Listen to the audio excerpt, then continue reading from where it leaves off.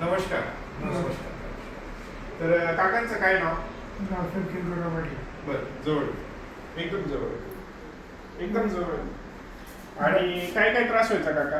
गुडघे दुखायचे, चालता येत नव्हतं, हा. गुडघे सुजायची, हां सगळ्या गुडघ्या नसा हां आणि गुडघ्याच्या वाट्या हां. ते चालता येत नव्हतं. मध्ये पिढ्यामध्ये गोळ्या गोळे यायची. हो हो हो.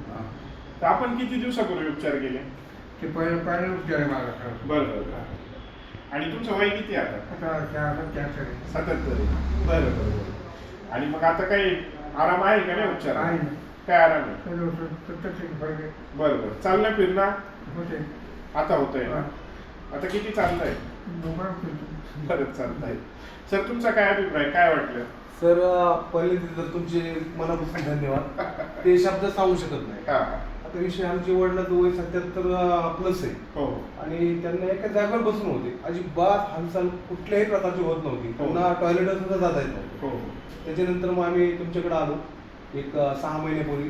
तुमच्या पहिल्याच डोसनी 15 दिवसामध्ये 1 नंबर अशी चालायला लागली. पहिल्या 4-8 दिवसातच झाली, हो. पण 15 दिवसामध्ये पूर्ण रिकवर झाली. हां. आणि त्याच्यानंतर आम्हाला तुम्ही 1 महिन्याने बोललो हो, होतं, हो. पण आमच्या पण येणं नाही झालं. बरं, लांबचा त्याच्यात- प्रवास आहे. त्याच्यात 5 महिने फरक पडला. हां. तरी सुद्धा अजून काही फरक नाही, म्हणजे व्यवस्थित झाली. हां. म्हणजे 5 महिने गॅप असून सुद्धा 1 नंबर चालतंय. आता बरोबर. रोजची 3 ते 4 किलोमीटर रोजच सराव आहे चालायचं.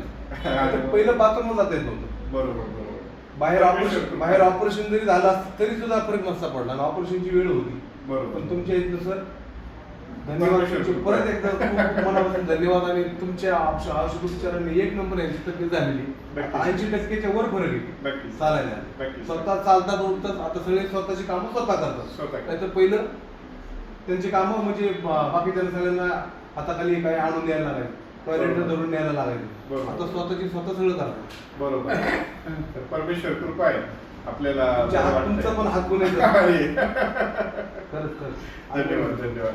तर सर बीडवरून आले आणि बऱ्यापैकी त्रास होत होता. वाताचा त्रास, गुडघ्यांचा त्रास, शिरांचा त्रास. आपण त्याच्यावरती योग्य उपचार केले आणि काका आज आले परत भेटण्यासाठी. आणि परमेश्वर कृपेने आणि आपल्या उपचाराने चांगला फरक आहे. आपल्यालाही असा त्रास होत असेल तर एकदा नक्की व्हिजिट करा. नक्की नक्की असं आम्ही आपल्याला या व्हिडिओच्या मार्फत आव्हान करू इच्छितो. धन्यवाद. धन्यवाद. धन्यवाद.